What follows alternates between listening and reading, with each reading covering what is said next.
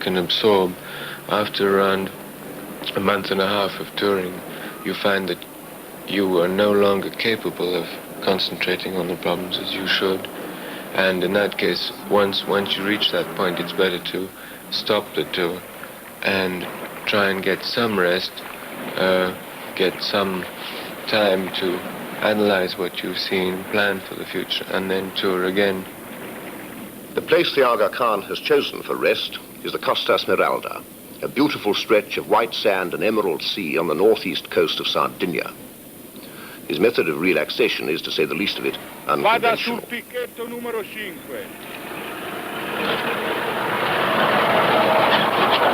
Piombo! He's devised and organized what is almost certainly the most unusual and imaginative coastal development plan in the world. Under his presidency, a consortium of landowners has bought up 35 miles of coastline, including 80 beaches, which they're steadily turning into a place for holidays.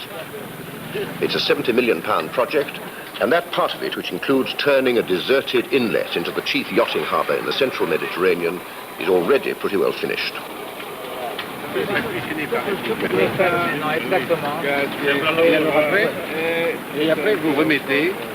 The consortium keeps a firm control over the planning. They allocate sites, determine housing density, and vet all building plans by land purchasers. When the 10-year plan is complete, there'll be some 9,000 buildings along the coast, clubs, villas, flats, theatres, shops, offices, and 35 hotels. The Aga Khan is not just the man with the capital, he's the driving force.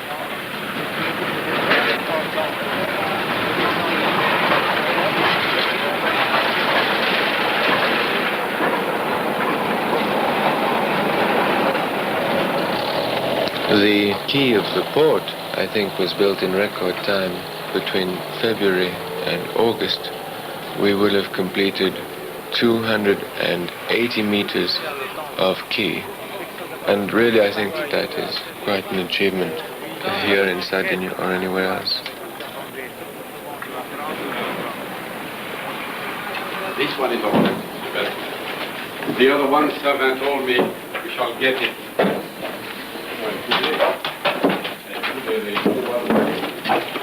That's why we have to say something to take it. And we no people have got nothing to do here. You know? That's not bad, really. They said they couldn't, they have to put the bamboo on and then the bricks on the tiles on top. They said they couldn't get the tiles on. So I told them to take more work on it.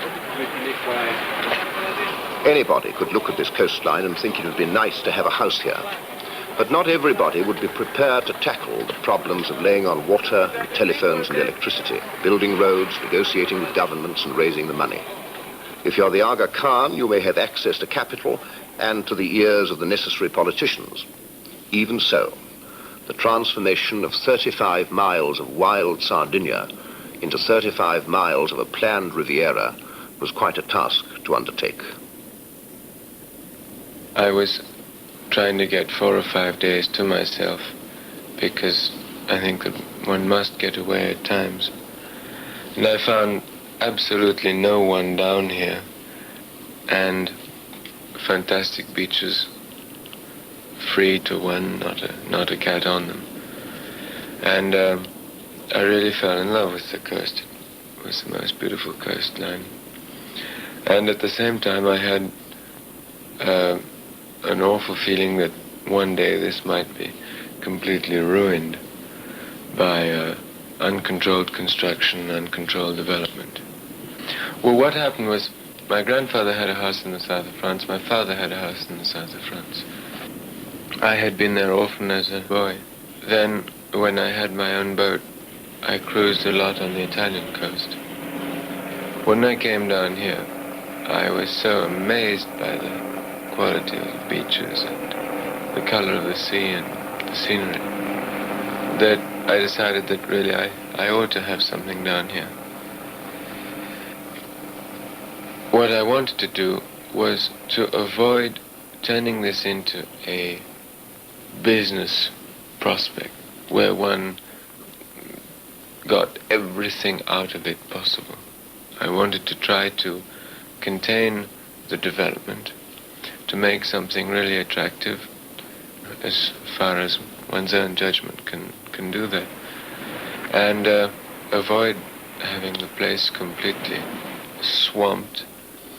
We are trying here to stay in the background, in the tradition of the island as far as possible.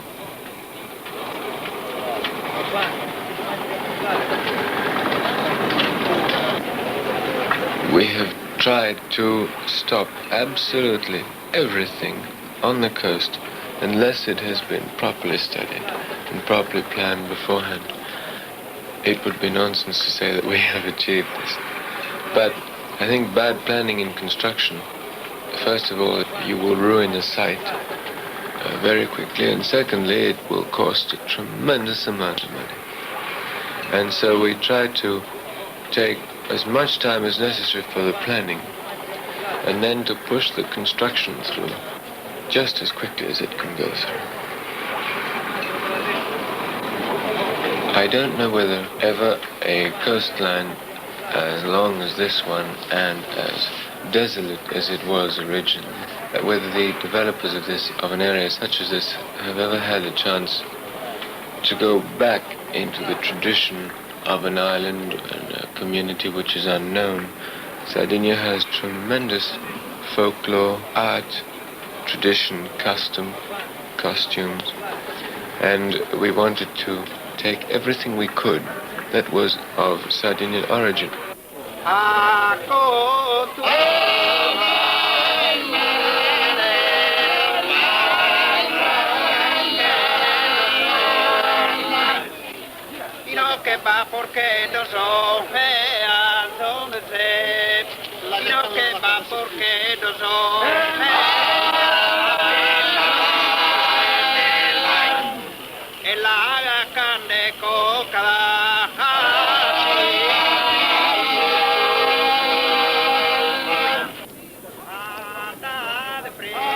Cala Volpe was in fact rather a dull bay, and the idea was to build something which would catch the eye in Cala Volpe, so as to give it life and character.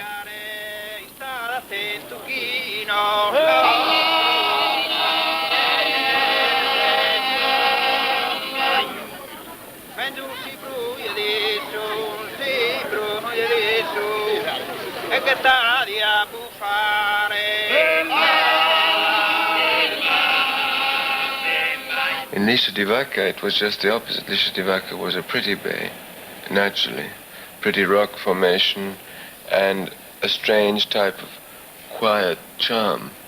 And some people prefer it to any other place on this coast.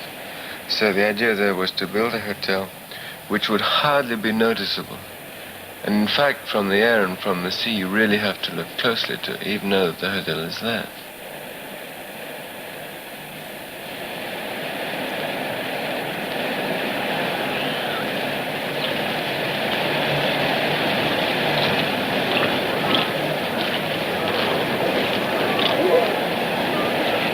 The first hotel was built and opened within the space of 10 to 11 months. That, I think, is very quick when you think that there was nothing here. No water, no electricity, no roads, no sewerage system. The Costa Smeralda is such a vast area that we are hoping to attract practically every type of holidaymaker. We have already built a number of hotels which are in the first class, and now are working on hotels for second and third class.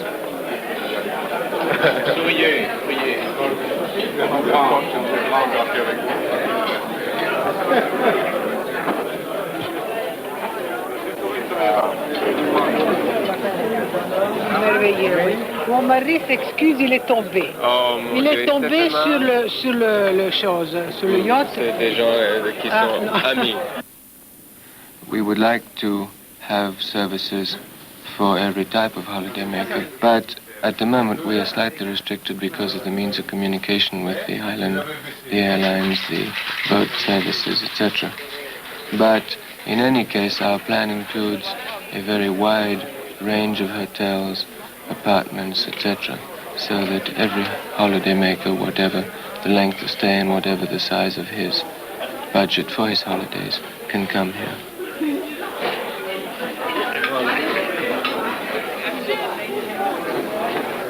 When we were about a mile offshore at about 25 feet, Noel's aqualine started giving him trouble. So I went down with the spade and undid the stop prop on top of his loose valve. And at that point, the sand shark came up in a shallow dive from 25 feet.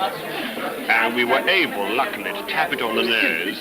What it was very frightening. I think we have to examine, of going away from the sea with the road so that the beach would be well protected. And the best thing is, one, when you are going back to Porto Cervo by helicopter, if you can just have a look, I think there is the possibility for the road to go up the hill without troubling us and passing in this other valley there, you see, without any trouble. And because otherwise we are going to bring all this. Where will you bring it up?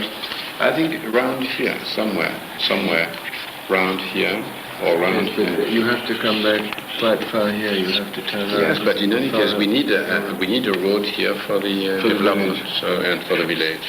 But when you come back, if you could just have a look at this. And we come to see also this road, because I think it is near the sea. But that road isn't going to go on. No, it goes that way. That road stops here and goes up in the middle of this valley, over the top here, and goes down there. Yes. This is just a secondary road leading to villas and so on. Yes. And I would leave it just as it is now, because no cars can get it up. Only jeeps can. Yes.